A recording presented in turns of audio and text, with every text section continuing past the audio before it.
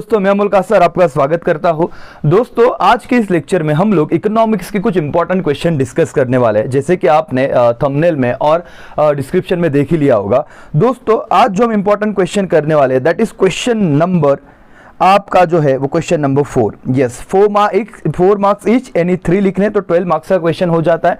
बहुत सारे बच्चे कह रहे हैं कि सर डिस्टिंग्विश करा दो, बट 6 मार्क्स से मुझे लग रहा है बेटर है कि कुछ घंटों में आपके 12 मार्क्स कवर हो जाएंगे। और अगेन राइट, अग्री और डिसएग्री विद रीजन अगर आप करते हो तो आपके कंसेप्चुअल क्लैरिटी हो जाएगी, जिससे आप कोई टर्म भी एक्सप्लेन कर सकते हो। तो एक ही क्वेश्चन में बहुत सारे, मतलब एक क्वेश्चन में अगर कराओ तो उसमें बहुत सारे बाकी के कंसेप्ट आपके क्लियर हो जाने चाहिए, वो पर्पज है। या सर, पॉइंट नंबर 2, जो ओसीएम का मैंने लेक्चर दिया हुआ है वहां पे सर उतना ही आंसर लिखना है क्या? तो यस, उतना भी लिखोगे तो पूरे मार्क्स मिल जाएंगे। Yes sir. Point number 3, sir यहां पे हम अग्री डिसएग्री में कौन से क्वेश्चन कवर करने वाले हैं? देखो, वैसे तो मैंने कहा था कि हमारे अगर इकोनॉमिक्स में प्रॉब्लम क्या हो रही है कि जिनको कंसेप्चुअल क्लैरिटी नहीं है ना, उसे लिखते नहीं आ रहा है, या फिर रटने के बाद ना भूल जा रहे बच्चे 2-3 दिन बाद में। तो यहां पे आपके सारे कंसेप्चुअल क्लैरिटी में करा के दूंगा, राइट। तो अगर स्पेसिफिक क्वेश्चन अग्री डिसएग्री में आ रहे तो अब कैसे उससे अटेम्प्ट करना है वो मैं आपको बताऊंगा।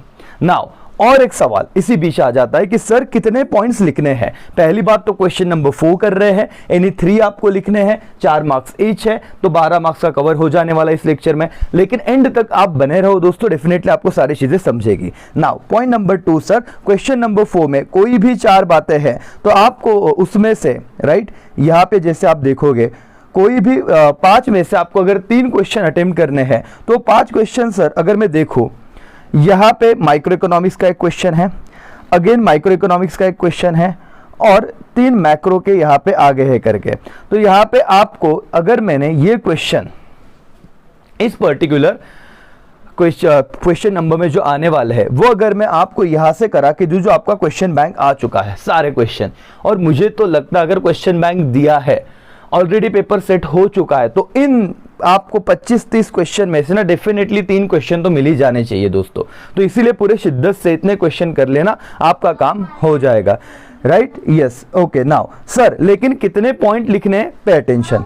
यहां पे आप लोगों को दिया है 5 statement will be given in the question paper, right, उसमें से एनी 3 लिखने हैं, but however answer for all the ठीक है, right any 3 point of explanation और reason after giving agree, after stating agree और डिसएग्री। तो सर उन्होंने तो क्लियर कहा है कि बोर्ड वालों को एक्सपेक्टेड कितना है? Only 3 points.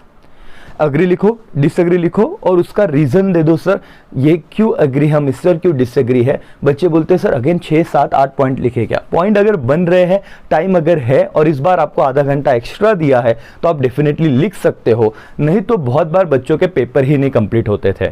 2-2 मार्क्स के लिए बच्चे 4-4, 5-5, 6-6 पॉइंट लिख रहे हैं, और जब मेन क्वेश्चन आते हैं 4-4 मार्क्स के, वहां पे उनको टाइम ही नहीं बचता, और लास्ट क्वेश्चन में तो फिर सर भूल ही जाओ, क्योंकि वहां पे यहाँ पे 2 मार्क्स के लिए बच्चे 8 पॉइंट लिखते हैं, और वहां पे 16 मार्क्स का जो क्वेश्चन है 8 मार्क्स ईच, मतलब 8 मार्क्स का जो बड़ा क्वेश्चन है वहां पे बच्चे सिर्फ 12 पॉइंट लिख पाते, ड्यू टू क्या सर? Lack of time. अगर आपका स्पीड नहीं है और कोरोना की वजह से आप घर पे ही हो, राइटिंग प्रैक्टिस किसी का भी नहीं हुआ है। इसलिए दोस्तों जो मैं समझाना चाहता हूं, ध्यान से इस लेक्चर को देखिएगा, सारी बातें आपकी कवर कर दी होगी करके, या कर दी जाएगी, राइट एवरीवन। यस सर, सबसे पहले हम अपने क्वेश्चन बैंक जो हमारे बोर्ड ने दिया हुआ है उसके साथ जाते हैं। सबसे पहला question, the scope of micro economics is unlimited, agree और डिसएग्री। चलो ट्राई करो आंसर करना, क्या लगता है आपको ये सही है या गलत है? तो सर इनका आंसर रहेगा डिसएग्री, या क्या है? Answer is I do not agree with this statement, the given statement, the scope of microeconomics is limited। तो आपने उसको करेक्ट करके पहले लिख दिया, क्या कहा? agree और disagree sir, but of this disagree I do not agree with the given statement, the concept of the scope of microeconomics is what? limited। now answer कैसे लिखना है? reason number 1, देखो पहले चैप्टर में ज्यादा कंसेप्चुअल बातें नहीं होगी, लेकिन जैसे दूसरा यूटिलिटी चैप्टर आएगा जहां पे कंसेप्ट समझाना जरूरी है, मैं आपको एक्स्ट्रा कंसेप्ट भी समझा दूंगा। जहां पे डिमांड आएगा, जहां पे इलास्टिसिटी ऑफ डिमांड आएगा, जहां पे सप्लाई आएगा, हम उस पर्टिकुलर पॉइंट पे इन डिटेल बताऊंगा मैं, ताकि आपने अगर सीधा ये फर्स्ट टाइम लेक्चर देख रहे हो तो भी आपको सारी बातें समझेगी। Now to the point sir, reason क्या है? पहला, micro economics and macro economics are the 2 main branches of the modern economics. Sir ये तो एकदम लॉजिकल बात थी सर, पहले आंसर का शुरुआत कैसे करना है। उन्होंने क्या कहा, एग्री डिसएग्री में the scope of micro economics is unlimited, but आपने कहा सर नहीं नहीं ये तो गलत है, माइक्रो इकोनॉमिक्स का स्कोप अनलिमिटेड होता है, तो किसी का तो भी माइक्रो इकोनॉमिक्स का स्कोप लिमिटेड होता है, तो किसी का तो अनलिमिटेड रहेगा। तो आपने क्या कहा सर कि इकोनॉमिक्स में दो ब्रांचेस है, एक माइक्रो और एक मैक्रो।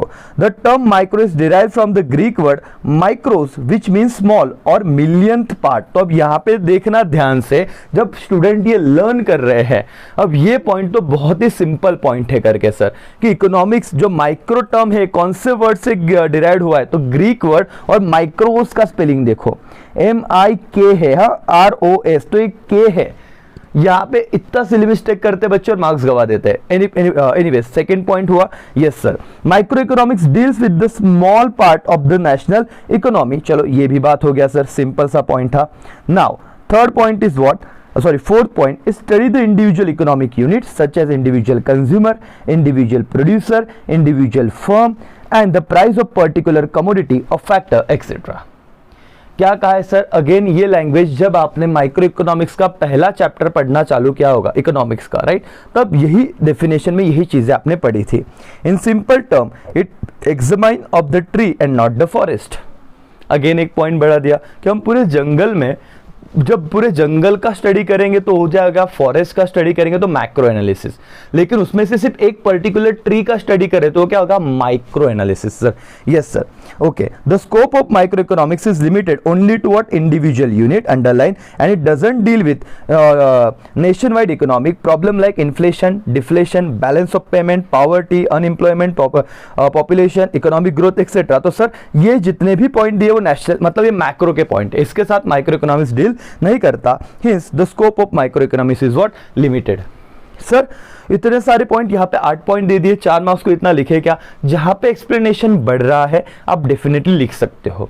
वैसे तो क्या कहा सर यहाँ पे क्लियरली, जब हम बोर्ड का सजेस्टेड या एक्सपेक्टेड बात देख रहे थे कि अग्री डिसएग्री के बाद कोई भी 3 पॉइंट लिखना, लेकिन माइक्रो इकोनॉमिक्स एक ऐसी चीज है जिसमें आप बहुत सारे पॉइंट्स बना सकते हो, और मुझे और आपको सबको पता है सर कि माइक्रो और मैक्रो का डिस्टिंग्विश भी आ गया ना, वहां पे भी अपने 7, 8, 10 पॉइंट हो जाते हैं, लेकिन और किसी का डिस्टिंग्विश है ना तो वहां पर 2 पॉइंट या 3 पॉइंट भी मुश्किल से याद आते हैं। तो कंफ्यूजन मत रखना, सारी बातें क्लियर होगी। बट सर माइक्रो का एक ऐसा आंसर था जहां पे पॉइंट बनते हैं तो हमने लिखे। क्या बना है पॉइंट सर, पहले माइक्रो, अभी याद करो, लर्न भी कर लेना है सर। क्वेश्चन क्या है क्वेश्चन बैंक का, the scope of micro economics is unlimited, agree और डिसएग्री। Answer is disagree. क्यों सर, आपने पहला पॉइंट लिखा, क्या लिखा कि माइक्रो और मैक्रो में चीजें डिवाइड हो चुकी है। यस मालिक, पहला पॉइंट डन। आपने सेकंड पॉइंट लिखा, the term micro is derive from the Greek word micros which mean was small और मिलियंथ पार्ट। थर्ड पॉइंट आया, micro economics deal with what, small part of the national economy. 3 point होने के बाद आप चौथे point पे आए, the fourth point is this studies the individual economic units such as the individual consumer, individual producer, individual firm, price of the particular commodity etc. तो sir ये सारी बातें तो ऑलरेडी हमने डेफिनेशन, जिन बच्चों ने पहला चैप्टर अच्छे से किया होगा वहां पे तो आया ही होगा। और सर इसी क्वेश्चन के साथ डिफाइंड टर्म में अगर माइक्रो इकोनॉमिक्स सिखाता है, क्या ये पॉइंट लिखे तो मार्क्स हो जाएंगे क्या? Answer is yes sir. तो समझो आप सिर्फ एक ही क्वेश्चन का आंसर मैं नहीं करा रहा हूं आपको, जब मैं इतना इन डिटेल इन सेशंस को अगर बना रहा हूं तो आपके बाकी के क्वेश्चन भी डेफिनेटली कवर हो जाएंगे सर, ध्यान दो। ओके, उसके बाद पॉइंट है, simple term is examine particular tree and not whole forest and it doesn't deal with the national economy के जो प्रॉब्लम है, that is deflation, balance of payment, inflation वगैरह वगैरह, and hence the scope of micro economics is what, limited. क्या दूसरी बार पढ़ा है तो आपको समझा क्या everybody? Yes sir. Now next question is what, macro economics is different from micro economics, agree और डिसएग्री।